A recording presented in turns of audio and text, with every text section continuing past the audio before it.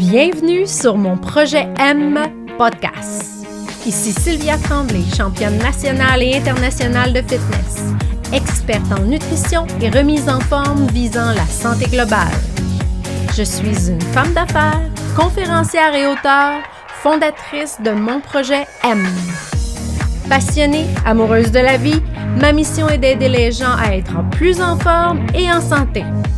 Chaque semaine, je vous parlerai d'un sujet inspirant avec des invités qui sauront vous motiver et vous aider à sortir de votre zone de confort. Vous voulez vous surpasser? Vous voulez améliorer votre vie, vos finances et vos relations? Pour cela, il faut être déterminé et savoir vraiment ce que l'on veut.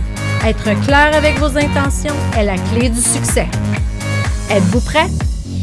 Ça commence maintenant! Alors, bonjour tout le monde! Aujourd'hui, je suis très heureuse de rencontrer Nathalie Gendron, une femme d'affaires, une femme de défi, passionnée, positive. Elle va nous parler de son cheminement, des épreuves qu'elle a dû surmonter dans la dernière année. Puis, elle va nous inspirer, j'en suis sûre. Bonjour Nathalie! Bonjour! Ça va bien? Oui, merci. Oui, ça va mieux. Oui, ça va mieux. Exactement. Écoute, Nathalie, j'aimerais ça que tu nous dises un petit peu d'où tu viens, un petit peu ton parcours de jeunesse, là, pour commencer. Parfait. Ben moi, je suis une fille de la Rive-Sud. J'ai grandi à Longueuil, dans une famille, dans une belle famille. Mes parents toujours ensemble après 50 ans de mariage. J'ai un frère aussi un peu plus jeune que moi. On a toutes les deux des familles aussi. J'ai 3 grands-enfants. Et je vais être grand-mère à 49 ans cet été. Wow! C'est beau, c'est super ça. Puis écoute, moi, je te connais quand même depuis un bout de temps. On a découvert dernièrement qu'on se connaît depuis encore plus longtemps. On a passé des étés de vacances sans vraiment le savoir, là. Oui, exactement. À Wildwood avec les familles, tout ça en camping, c'est drôle. Des fois, la vie, hein, comment est-ce qu'elle nous ramène certaines personnes, puis que c'est le fun. Oui.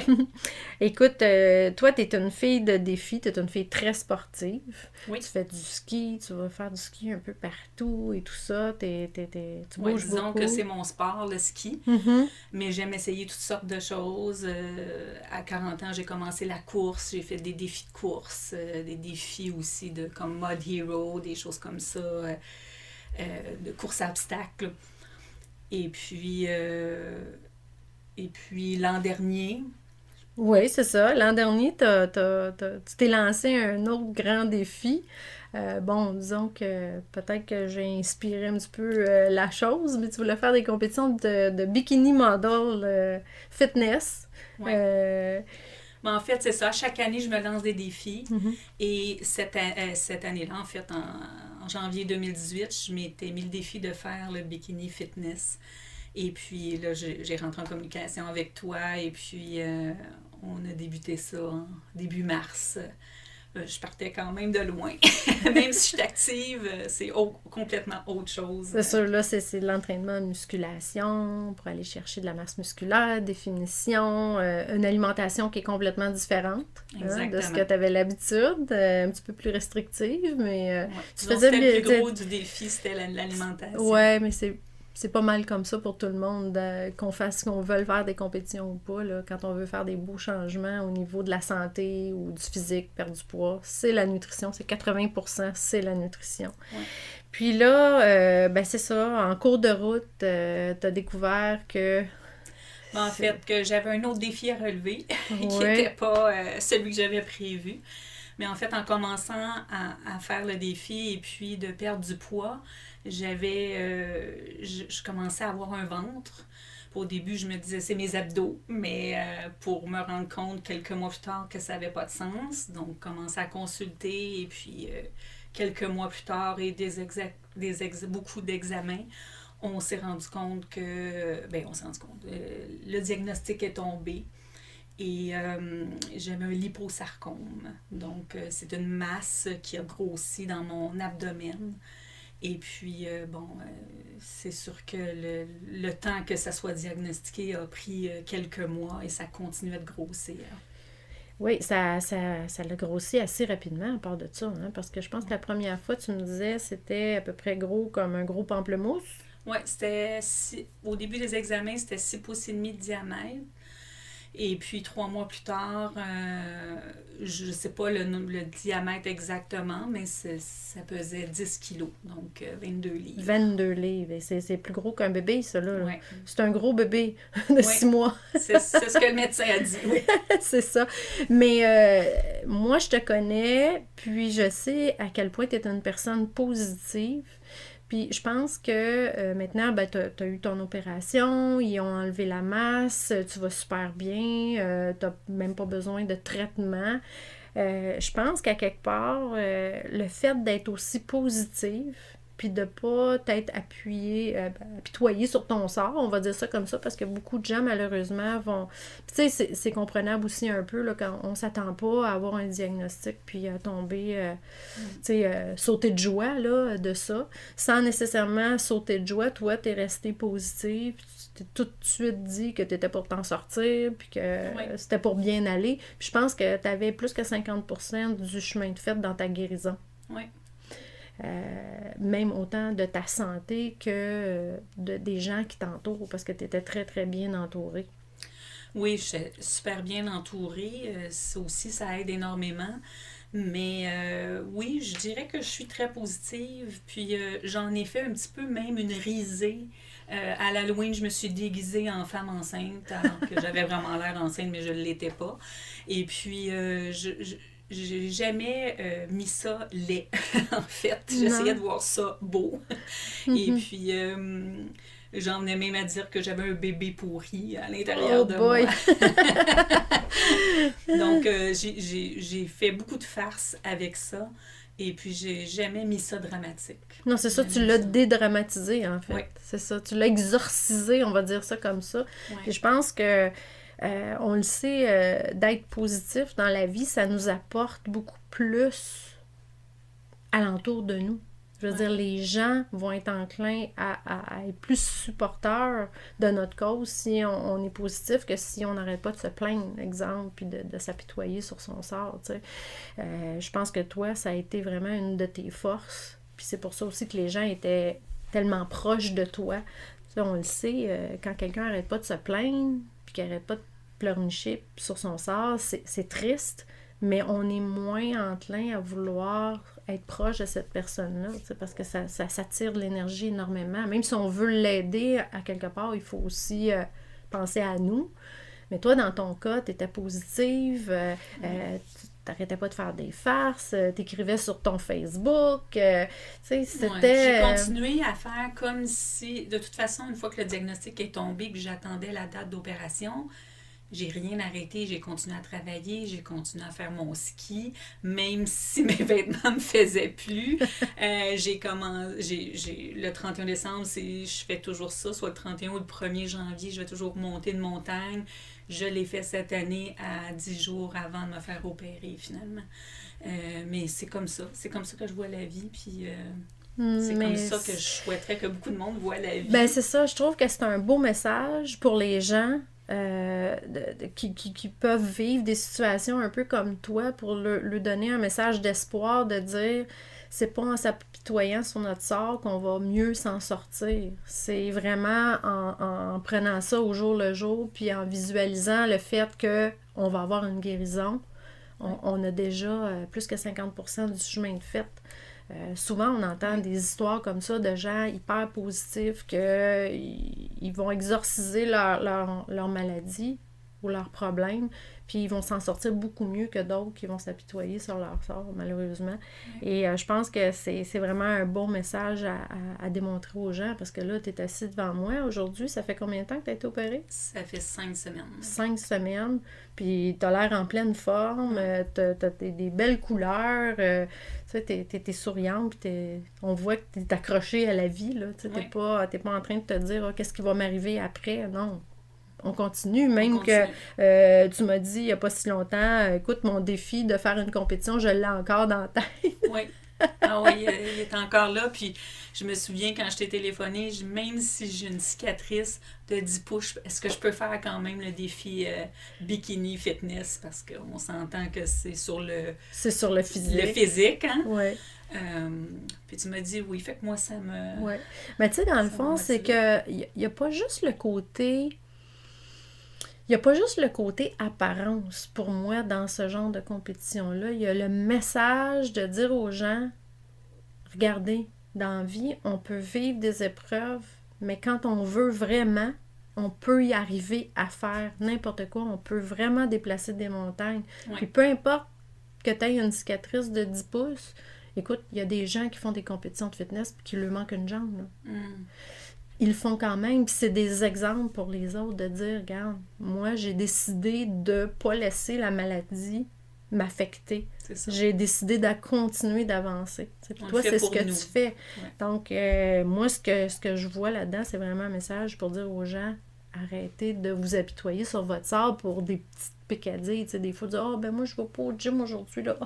J'ai un petit peu mal dans le dos. Tu sais. Toi, t'es parti faire du ski, même si t'avais juste à la veille quasiment de te faire opérer. Puis même encore aujourd'hui, tu sais, t'es active puis tu fais tes choses. Fait que c'est vraiment quelque chose que les gens devraient retenir. De pas s'apitoyer sur leur sort, de penser positif, puis de continuer à avancer. Moi, je trouve que c'est vraiment...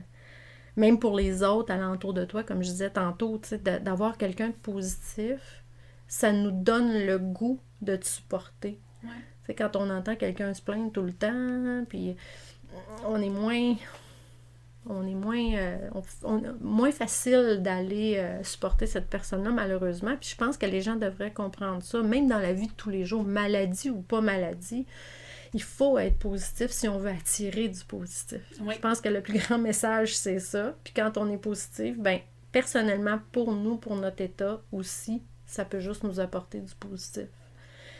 Oui. Écoute, moi, je suis vraiment contente que tu sois là aujourd'hui puis que tu nous parles de ça. Puis, as-tu d'autres projets là, pour le futur? En fait, oui, parce que je veux vraiment faire aussi le défi pour de vrai, aller jusqu'au bout de ça. J'ai aussi envie d'écrire. Ça fait longtemps, mais c'est peut-être le petit coup de pied le petit coup de pied que j'ai eu de vouloir accomplir tous mes rêves que j'ai, puis que des fois, je me dis toujours, c'est pas le temps, ou non, j'ai pas le temps, et tout ça. C'est sûr qu'avec la petite convalescence, j'ai eu le temps de réfléchir, puis là, je me dis, j'ai commencé déjà à le faire, mais il faut juste que je me conditionne à continuer d'aller au bout de mes rêves. Oui, mais écoute, je te le souhaite. Je sais quel genre de personne que t'es toujours là pour les autres, tu vas toujours passer les autres avant de te penser à toi. Puis c'est vrai que quand il nous arrive des petits coups durs, la maladie ou des choses comme ça nous fait beaucoup réfléchir. Moi, j'ai quelques amis qui ont passé par là puis que ça a changé complètement leur vie. Ils ont une vision différente maintenant puis ils font des choix différents aussi. Puis je pense que là, écoute, avec ton vécu, avec ce que tu viens de vivre, si tu peux transmettre quelque chose, je pense qu'il faut que tu le mettes sur papier puis il faut que tu l'écrives, que tu sortes ça puis que tu aides d'autres. Parce que tu es une aidante naturelle. T'aimes aider les autres, mais par ton livre, je pense que tu vas transmettre ça à beaucoup plus de gens que tu pourrais le faire seulement de vive voix. Je l'espère. Écoute, moi, je suis convaincue de ça, fait que je t'encourage fortement à le faire puis à aller de l'avant avec ça. Et puis, tu te donnes-tu un temps? Je ne l'ai pas fait, mais il faudrait, oui. Il faudrait parce que sinon, encore là, on remet tout le temps. Donc, il faudrait vraiment que je me mette... Il faut se mettre des échéanciers. Exact. Moi, ce que j'ai appris, je te dirais, dans la dernière année, c'est de prendre un calepin, d'écrire vraiment tous nos objectifs, de les mettre en ordre de priorité. Puis, pas juste ça, après ça, c'est de se mettre des dates limites pour avoir atteint tel et tel objectif. Et si on fait pas ça, on procrastine. on remet demain, on remet à lundi prochain. Que ce soit pour un projet, que ce soit pour commencer un plan alimentaire pour perdre du poids, que ce soit dans n'importe quoi, si on ne se met pas une date limite et qu'on ne s'y tient pas, c'est de prendre un engagement envers soi de le faire. Oui. Et que c'est valable dans n'importe quel aspect, dans n'importe quel objectif qu'on va se fixer. Donc, faire des listes, se mettre des échéanciers, c'est vraiment une façon d'y arriver, puis d'y arriver le plus rapidement possible. Donc, on va préconiser, on va penser à nous en premier, parce qu'on se dit, ben non, mais là, je pourrais bien aller faire tel truc pour un tel, puis aider... ouais, mais là, moi, mon temps à moi, il est où? Ben non, moi, mon deadline, c'est là. Fait que je vais pouvoir t'aider, mais un autre tantôt, parce que moi, j'ai ça. Faut se booker soi-même dans son agenda, sinon on le fera pas. C'est aussi, me prioriser, c'est aussi une chose que ça m'a appris, ce qui m'est arrivé. Exact. Se prioriser sans être égoïste, là. De toute façon, je pense pas que je le suis, mais se prioriser parce qu'on a tendance à s'oublier. Exact. Mais moi, je me souviens d'une discussion qu'on a eue juste avant que tu aies ton diagnostic. Tu le savais pas encore, d'ailleurs. Puis tu étais venue me voir pour ton suivi, puis je t'avais fait la morale un peu, puis je t'avais dit qu'il fallait que tu penses à toi. Mais tu vois, comme tu dis, il n'y a jamais rien qui arrive pour rien dans la vie, là. Non. Mais c'est dommage que souvent, il faut passer à travers des épreuves comme tu as passé pour réaliser ce genre de choses-là. Mais maintenant, la beauté, c'est que tu peux le transmettre à d'autres. C'est ça, c'est la petite tape dans le dos. Aussi plate qu'elle a pu être. Ouais. C'est la petite tape dans le dos qui va me faire avancer plus dans la vie. C'est ce que je pense. Oui, exactement. Écoute, un grand merci à toi. Merci à d'avoir toi. pris le temps de venir faire cette petite entrevue pour mon podcast. Ça me fait plaisir. Puis, écoute, j'espère qu'on va avoir la chance de se reparler quand ton livre va être fait. Prête à être lancée. Sûrement. Tu vas revenir nous en parler, je suis convaincue de ça, puis ça va me faire plaisir à part de ça. Puis, bonne fin de convalescence. Et merci. Puis, écoute, l'été s'en vient, je suis sûre que tu vas pouvoir reprendre tes activités sans problème. Oui. Bon, ben... J'y compte bien. Super. Merci à tout le monde d'avoir été présent pour cette petite entrevue avec Nathalie Gendron.